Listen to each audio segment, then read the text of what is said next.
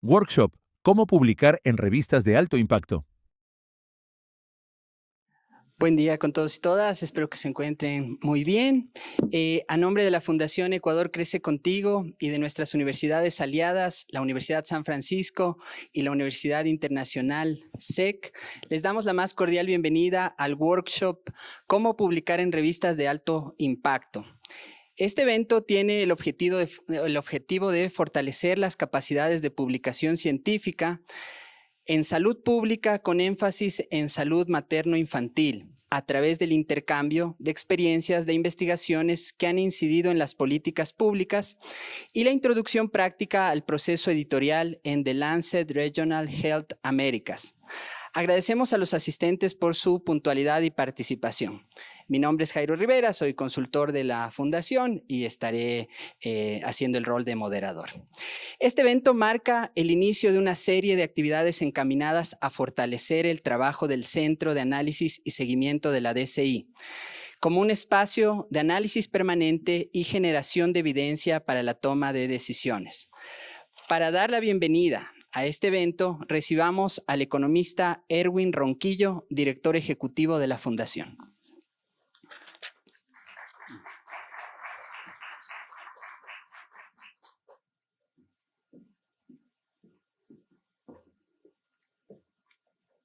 Muy buenas tardes. Primero que nada, un agradecimiento especial a la Universidad San Francisco y a sus directivos por habernos abierto sus puertas y darnos la oportunidad de estar el día de hoy aquí, en este bello lugar, y que también nos permite traer aquí al país y a la comunidad científica a dos personas que tienen una amplia trayectoria en el campo de la investigación y sobre todo también en la investigación de los temas de desarrollo materno-infantil. En un momento más vamos a tener la participación de Chesa Luther y de Horizon Walcott, quienes nos ayudarán, quienes nos llevarán por este camino, por esta ruta de ir entendiendo mejor la importancia de investigar acerca del desarrollo infantil temprano dentro de esta gran iniciativa que hay en el país de reducir la desnutrición crónica infantil. Y por otro lado, de cómo poder publicar de la mejor manera en revistas de alto impacto.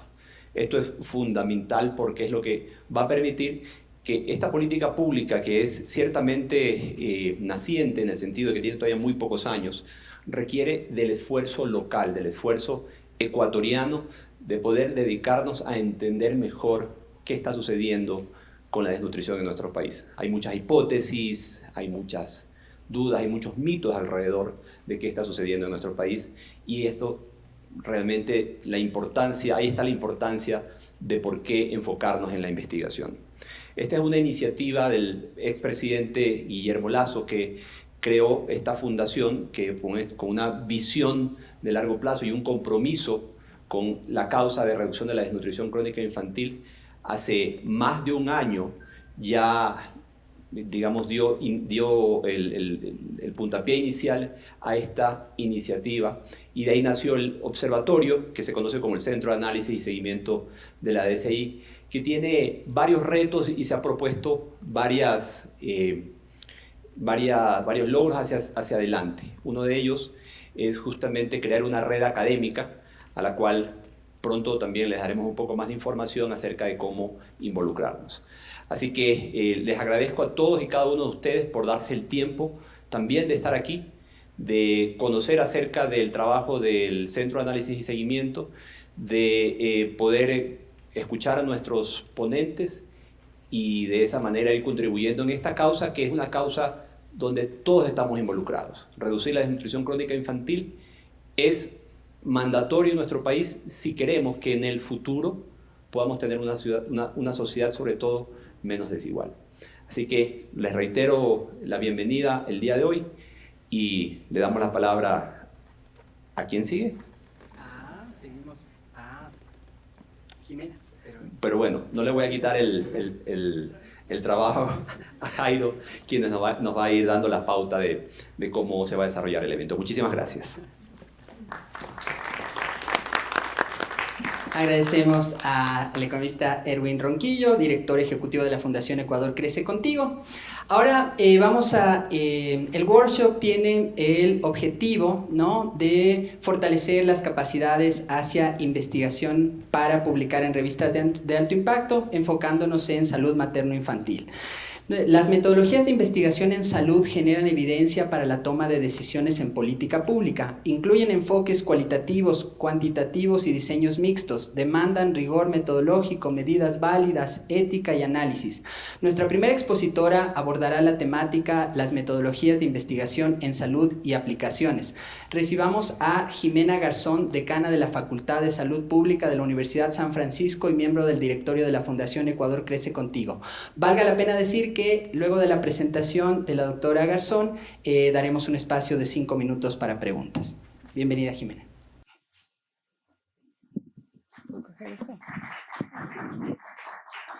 Bueno, buenas tardes con todos. Muchísimas gracias por estar aquí, por su interés, además de aprender a escribir documentos científicos o mejorar la escritura científica. Yo voy a empezar con lo más básico, que es importante para tener documentos de buena calidad, porque si nosotros no sabemos desde las bases, posiblemente nos van a rechazar nuestras propuestas de investigación, nuestros manuscritos en la revista.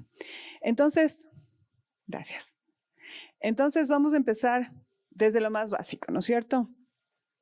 Bueno, esto es un poco mi background. Yo tengo un PhD en salud pública con concentración en salud ocupacional. Tengo un postdoctorado en epidemiología e investigación. Soy decana de la Escuela de Salud Pública de la Universidad de San Francisco de Quito. Además de eso, soy miembro del panel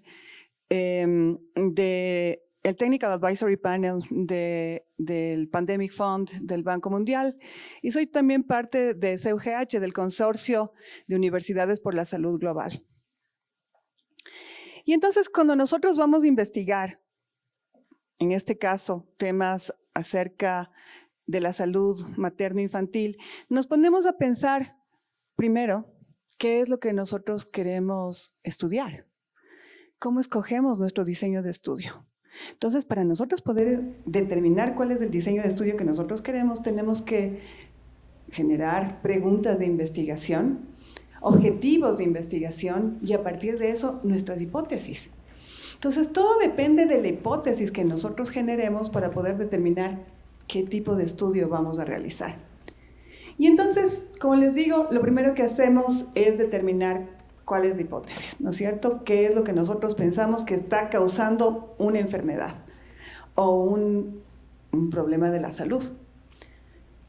Generamos nuestra hipótesis nula, ¿no es cierto? Nosotros en salud pública somos bien chistosos, nunca tenemos la certeza de que algo es así, ¿no es cierto?, en epidemiología, sino que generamos primero una hipótesis nula, o sea, que no tiene relación, lo que nosotros estamos buscando realmente que tenga relación. Y tenemos también nuestra hipótesis alternativa, que definitivamente es lo que nosotros creemos. Cuando nosotros hacemos nuestra investigación, lo primero que tenemos que hacer es saber en qué población estamos investigando. Tenemos que caracterizar la población, tenemos que describir la población en persona, lugar y tiempo, ¿no es cierto? Tenemos que describir perfectamente cuál es la población, cuántos hombres, cuántas mujeres, cuál es el rango de edad,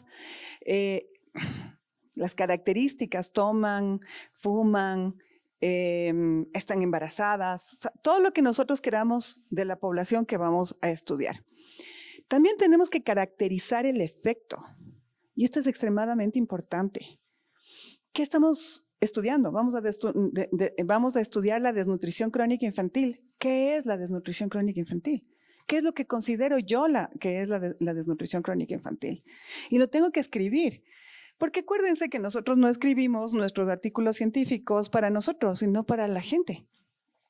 Entonces tengo que describir perfectamente de qué se trata la desnutrición crónica infantil. Y tengo que caracterizar, por supuesto, los factores de riesgo que yo pienso que están asociados. Entonces, ¿qué es WASH? ¿No es cierto? ¿Qué es agua, saneamiento, higiene? ¿Qué es de la contaminación ambiental por material particulado? ¿Qué es el material particulado? Todo lo que yo estoy estudiando, porque yo pienso que eso está asociado con el efecto que estoy buscando, tengo que describirlo, ¿sí? Una vez que yo tenga descrito todo eso, nosotros vamos a investigar ahora sí, si es que existe una asociación estadística significativa entre una exposición y un efecto. Y vamos a empezar por lo más sencillo, ¿no es cierto? Los estudios observacionales. Como su nombre lo dice, estoy observando. Yo estoy viendo lo que pasa en esa población, estoy viendo lo que pasa con esa exposición. Y los más sencillos de los estudios son los reportes de caso. A los médicos nos encantan los estudios de caso, nos fascinan, porque son sencillos, ¿no es cierto? Cogemos un caso raro, que aquí en el Ecuador hay bastantes casos raros, y eso es lo que nos debería también interesar, saber por qué tenemos tantas cosas raras. Y hacemos el reporte, ¿no es cierto? Nosotros solamente estamos describiendo lo que pasa con ese caso, nosotros no hacemos ningún tipo de análisis, ¿sí? Solamente cogemos el caso, obviamente con un consentimiento informado de poder entrar a la historia clínica, a los exámenes de laboratorio. Tengo que tener un permiso de un SAGE, de un Comité de Ética e Investigación en Seres Humanos, para poder acceder a la información de la persona que quiero reportar, obviamente anonimizando completamente esa información. Y cuando yo veo que este caso es extremadamente interesante, yo recuerdo cuando fui subdirectora de docencia e investigación en el Hospital del IES del sur de Quito, tuvimos un caso de un bebé que nació sin microvellosidades intestinales. Un caso rarísimo. Reportamos el caso. Y como ustedes quieren saber, porque son investigadores, ¿qué es lo que pasa? ¿Cuál es el origen de esa cosa tan rara que pasó con ese bebé? Van a buscar a nivel del país o a nivel de la región casos parecidos, ¿no es cierto? Casos que los bebés hayan nacido sin microvellosidades intestinales, para hacer una serie de casos. Entonces, esta enfermedad es tan rara que se presenta aproximadamente 1 en 1 millón de personas. Ustedes se imaginarán que aquí en el Ecuador habrá muy pocos casos, ¿no? 10 casos quizás. Entonces es importante establecer una red de investigadores para saber si es que hay más casos de esos, para hacer un reporte. ¿Cuáles son las características de esos casos? ¿Dónde se presentan? ¿Qué consumieron las mamás durante el embarazo? ¿Dónde viven? Etcétera, etcétera. Los reportes de caso me ayudan a generar mis hipótesis, ¿sí? Y ahí yo puedo decir, ¿será que estuvo expuesta a contaminación ambiental? Porque sí me llama la atención que en este reporte de casos la mayoría de las madres han estado expuestas, no sé, a material particulado por el quema de biomasa. Me estoy inventando. Y entonces, lo que nosotros hacemos luego es subir de complejidad nuestro estudio. Y vamos a hacer un estudio de corte transversal. Entonces, voy a la población, ¿no es cierto? Lo puedo hacer aquí en el Ecuador. Y voy a coger una población. No escojo casos, controles, no, cojo una población que puede estar en el sur de Quito, por ejemplo, en diferentes partes del país. Y hago una descripción como que fuera una fotografía instantánea de lo que está pasando en esa comunidad en ese periodo de tiempo. Lo que yo quiero es describir justamente lo que les digo, describir a la población, describir el efecto, describir el riesgo y saber ahora sí cuántas personas tenemos con ese problema, vamos ahora sí a describir cuál es el efecto y vamos a saber cuál es el estado de esa exposición en ese momento en la población. Los estudios de corte transversal son estudios de prevalencia. ¿Por qué son estudios de prevalencia? Porque yo en el momento que yo tomo una muestra de la población, lo que estoy haciendo es poder ver cuál es la prevalencia de esa enfermedad o de ese problema en esa población en ese tiempo. Los estudios de corte transversal pueden hacerse también en el pasado. O sea, yo puedo hacer un estudio de corte transversal del 2022 al 2024, ¿sí? ¿Cuál es la característica de los estudios de corte transversal? Que yo estoy recogiendo al mismo tiempo la información del efecto y de la causa, del riesgo y del efecto. O sea, ustedes saben que en investigación la causa sine qua non es la temporalidad. O sea, la causa tiene que preceder al efecto, porque si no, no sabemos qué es la causa. Tiene que ser antes, ¿no es cierto? La exposición tiene que ser antes del efecto. En los estudios de corte transversal tenemos esa limitación. Como cogemos la información al mismo tiempo del efecto y de la exposición, no sabemos qué fue primero. Entonces no tenemos esa información tan importante que es la temporalidad. Y entonces nosotros igual generamos hipótesis a través de los estudios de corte transversal. Y podemos medir estadísticamente la asociación entre la causa y el efecto. Y claro, nosotros ponemos eso en nuestro documento. Nosotros decimos, como es un estudio de corte transversal, nosotros no podemos aseverar que esta exposición es la causa de este efecto. Pero nosotros generamos una hipótesis y decimos, encontramos una asociación estadísticamente significante, por lo tanto tenemos que hacer un estudio más complejo para poder determinar si es que esa causa realmente, si esa exposición es realmente la causa del efecto que estamos estudiando. Y aquí yo les puse algunas publicaciones de diferentes revistas, ¿no es cierto?, indexadas, en el cual hablan acerca de lo que es el estudio de la desnutrición crónica infantil bajo los diferentes tipos de diseños de estudios epidemiológicos, ¿no? Entonces, este es un estudio de corte transversal de prevalencia de determinantes de la desnutrición crónica infantil en niños en Bangladesh. Y existen además ya unos estudios un poco más complejos que no solamente son descriptivos, sino además de eso ya voy a analizar datos, ¿no es cierto? Entonces ahora ya voy a recoger datos, números, voy a generar información para poder correr modelos estadísticos, utilizar diferentes herramientas para poder determinar si es que un grupo es diferente al otro, si existe una asociación estadísticamente positiva entre una causa y un efecto, etcétera, etcétera.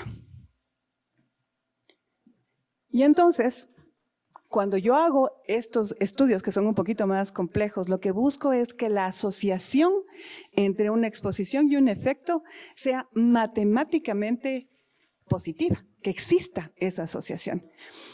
Lastimosamente, esta es una charla súper breve acerca de un tema que es bien complejo. O sea, me encantaría tener más tiempo para poder enseñarles lo que es una asociación estadísticamente significante y que si es que es uno no existe asociación y si es que va hacia la derecha y si va a la izquierda, etcétera, etcétera. Pero no tenemos tiempo. Entonces, solamente tienen que saber que cuando es estadísticamente significante, nosotros podemos comprobar nuestra hipótesis y si es que no es estadísticamente significante, no tenemos la suficiente información como para rechazar nuestra hipótesis nula.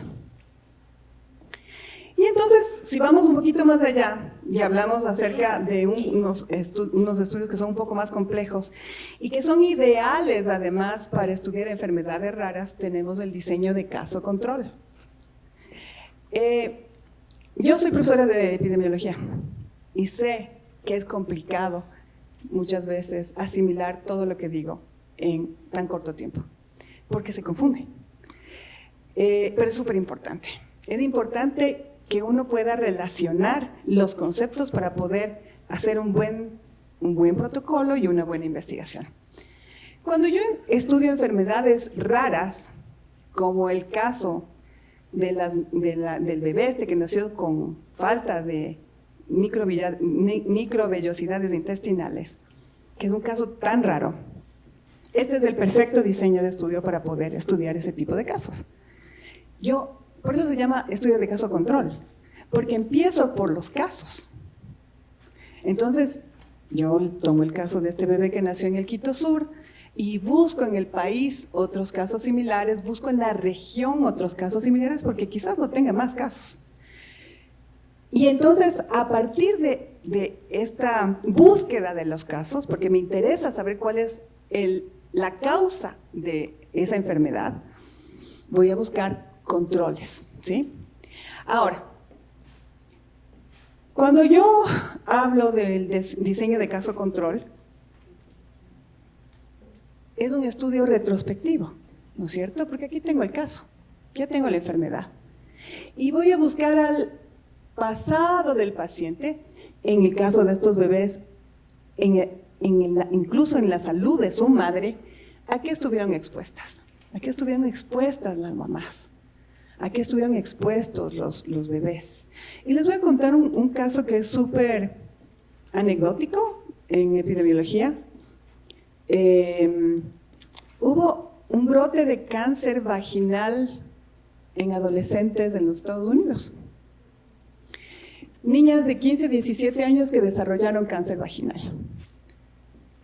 Hicieron este tipo de estudios. Imagínense, en 300 millones de personas hubieron 17 casos. Pero llamó la atención de los médicos que haya, tantas niñas en un periodo de tiempo que estaban desarrollando este tipo de cáncer. Y bueno, hicieron el estudio de caso control y tomaron el grupo de las niñas, tomaron controles que no tienen la enfermedad.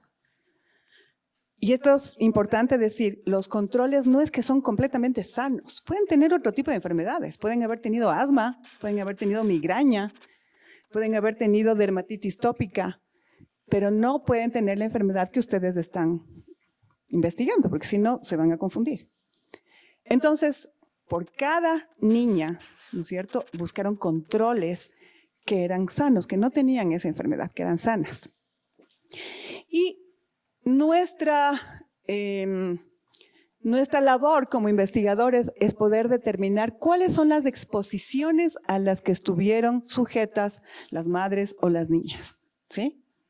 O sea, nuestro grupo de estudio, y también vamos a hacer esas mismas preguntas en el grupo control para poder determinar cuáles fueron los factores de riesgo que están asociados con el efecto.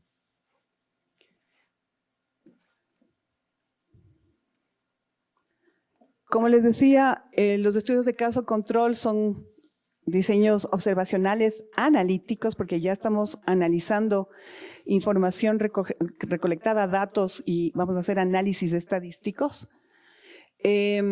Vamos a determinar cuál es la asociación matemática entre la exposición y la enfermedad. Es un estudio retrospectivo, como les dije, los casos se pueden obtener de las historias clínicas. Y como siempre, eso es súper importante. En todos los estudios que ustedes realizan tienen que tener dos grupos, porque tienen que comparar. Entonces, en este caso vamos a tener el grupo de los enfermos o los casos y el grupo de las personas sanas o controles. Son estudios relativamente rápidos. Si ustedes tienen estudiantes o están haciendo ustedes una investigación, pueden saber que los estudios de corte transversal se pueden hacer en meses, los estudios de caso control también se pueden hacer en meses, porque la enfermedad ya está ahí, ¿sí? Lo que se van a tardar es recogiendo la información. ¿Cuáles son los pasos de este tipo de estudios? Primero, identificar los casos.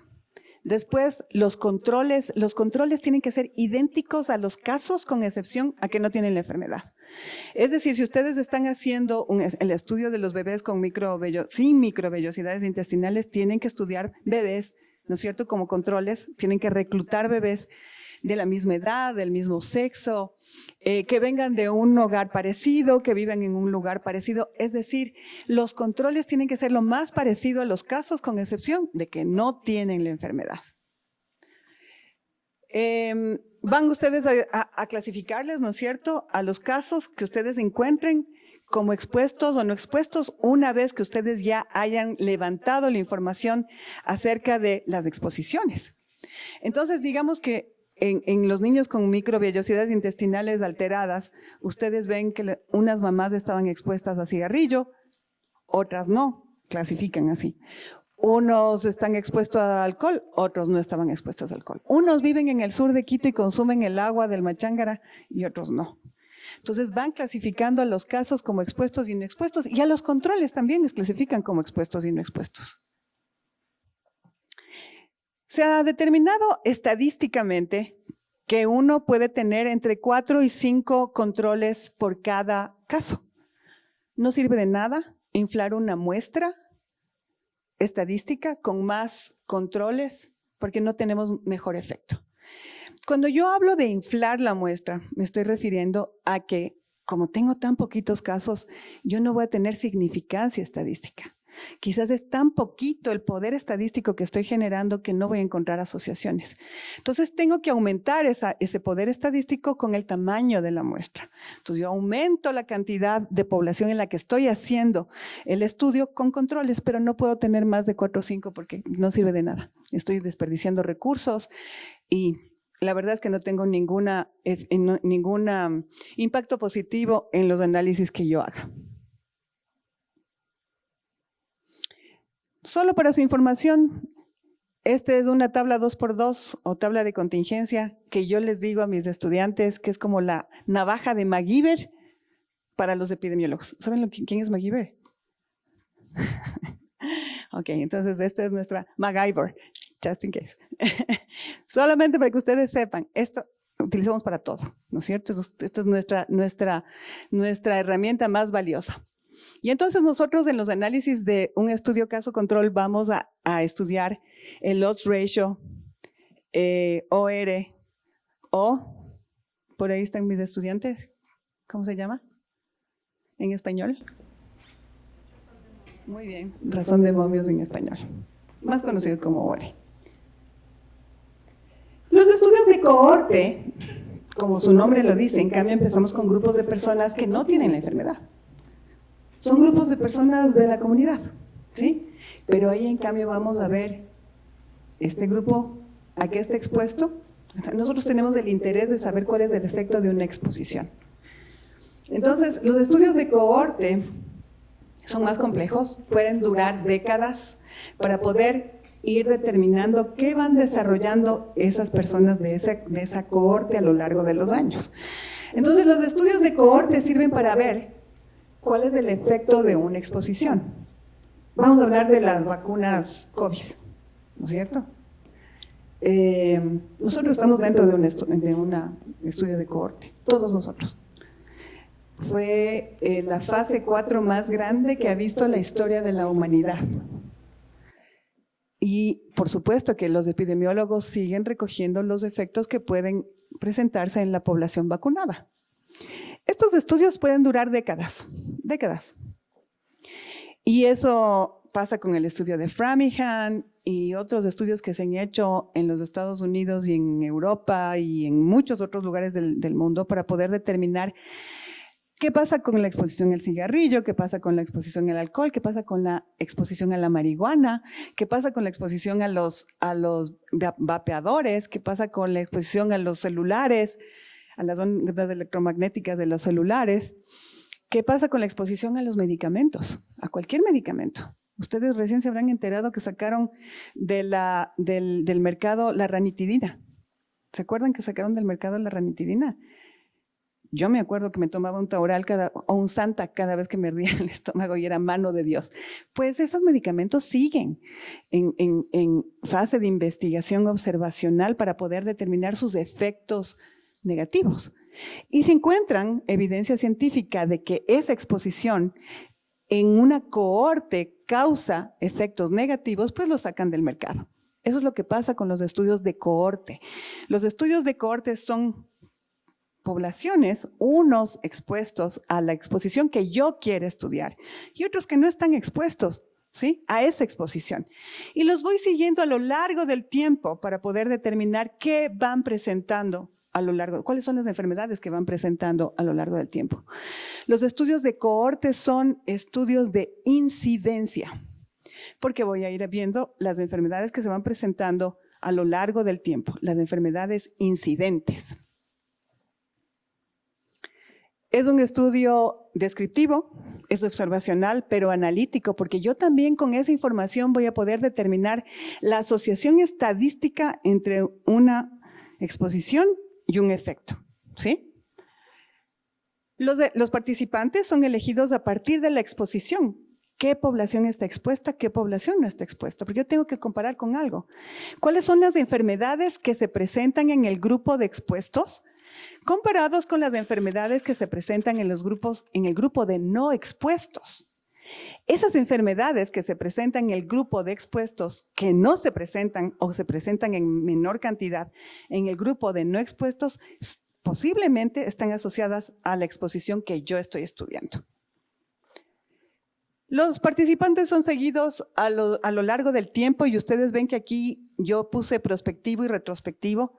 Si yo empiezo ahora a seguir a la cohorte a lo largo del tiempo, son estudios prospectivos, ¿no es cierto? Van hacia el futuro. Pero puedo hacer estudios de cohorte retrospectiva. Es decir, sobre todo en salud ambiental y en salud ocupacional, yo me puedo ir hacia la fuente, incluso décadas atrás, para poder determinar, por ejemplo, en una empresa a qué estuvieron expuestos grupos de trabajadores. En los estudios de cohorte retrospectivo, yo tengo que ser súper metódico. Me tengo que cegar a las enfermedades para no sesgar mi estudio. Entonces me voy al pasado y veo a qué estuvo expuesto el grupo de trabajadores en una minera, por ejemplo, un grupo de trabajadores que trabajaban dentro de las minas y otros administrativos. Y voy siguiendo a lo largo del tiempo los récords médicos para poder determinar qué enfermedades fueron desarrollando a lo largo del tiempo esos grupos de trabajadores y qué diferencia hay entre esos dos grupos de expuestos y no expuestos. Entonces, cuando yo quiero saber qué grupo de expuestos tengo que buscar, primero tengo que saber qué quiero estudiar. ¿Cuál es la exposición que me llama la atención? Quiero estudiar la efectividad de la vitamina C, o un nuevo método analgésico en odontología, o la intervención que nosotros estamos haciendo en desnutrición crónica infantil. Entonces yo también puedo hacer un estudio de cohorte con una intervención que no es farmacológica. Entonces yo empiezo con una intervención educativa, empiezo a cambiar el comportamiento de una población, empiezo a enseñarles que no es adecuado utilizar madera para cocinar dentro de las casas, ¿sí? Y los voy siguiendo a lo largo del tiempo. A la cohorte a la cual estoy interviniendo, le doy todas las estrategias de mi intervención. Y al otro grupo, que es de comparación, no le doy esas estrategias, ¿sí? Voy comparando esos dos grupos a lo largo del tiempo para ver qué enfermedades van desarrollando o si no van desarrollando enfermedades. Nuevamente mi navaja de MacGyver, la tabla 2x2, ¿no es cierto? Y aquí lo que yo voy a calcular es el riesgo relativo, el riesgo que tienen esas personas de desarrollar esa enfermedad cuando están expuestas a ese riesgo. En resumen, los estudios observacionales pueden ir desde lo más simple, que son los reportes de caso, las series de caso, los estudios de corte transversal y unos estudios que no les he mencionado a ustedes que se llaman estudios ecológicos. Los estudios ecológicos no estudian ecología, pese a su nombre. Los estudios ecológicos son estudios de corte transversal entre países, ¿sí? O entre regiones. Entonces nosotros tomamos las tasas de cáncer cervical en el Ecuador y le comparamos con las tasas de cáncer cervical en México, ¿sí? Los estudios ecológicos me permiten hacer una comparación entre países o entre regiones para poder determinar, por ejemplo, la eficiencia de un sistema de salud. Los estudios analíticos en los cuales yo ya voy a hacer un análisis estadístico de la asociación entre una causa y un efecto, ¿sí? Y busco esa asociación matemática y le pongo entre intervalos de confianza y calculo el valor P. Son estudios analíticos que también pueden ser observacionales. En este caso son los estudios de caso control y los estudios de cohorte. Como les dije hace un momento, en los estudios de corte transversal, yo también puedo hacer análisis. puedo determinar una asociación entre una causa y un efecto, pero no estoy demostrando causalidad, porque no cumplo con el requisito de que esa causa precede al efecto, no cumplo con la temporalidad. Y aquí en estos estudios de observacionales no estoy hablando tampoco acerca de los estudios de intervención. Los estudios de intervención son aquellos estudios en los que el investigador modifica la vida de los sujetos de investigación, interviene. Por eso se llaman de intervención. Entonces ahí tenemos los ensayos clínicos, que son estudios mucho más complejos, por supuesto. Y también tenemos los estudios de intervención social, ¿sí? En los cuales nosotros queremos cambiar comportamientos, por ejemplo. Si nosotros nos ponemos a pensar en la complejidad de los estudios y cuáles de los tipos de estudios son los que realmente nos van a demostrar causalidad, tenemos esta pirámide. Lo primero que no nos dice esto es la causa de esto, definitivamente son las ideas, las opiniones, los editoriales y todo lo que sale en los medios de comunicación. Eso no nos dice que esto es la causa de nada, porque no tiene evidencia científica.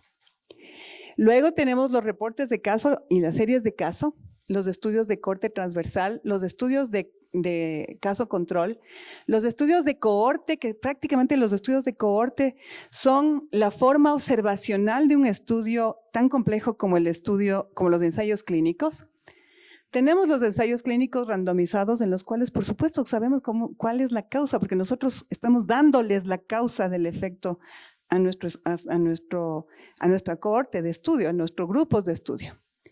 Y en la punta de la pirámide, ¿no es cierto?, tenemos las revisiones sistemáticas y las metaanálisis, que son estudios hechos a partir de los resultados que han generado otros estudios científicos. Esto, en una cáscara de nuez, es la metodología de la investigación. Nosotros, como Universidad San Francisco, queremos promover la investigación. Enseñamos a nuestros estudiantes en nuestras maestrías de salud pública y epidemiología los detalles y las profundidades de lo que les acabo de dar de manera general. Y si ustedes están interesados, por supuesto, son siempre bienvenidos. Gracias.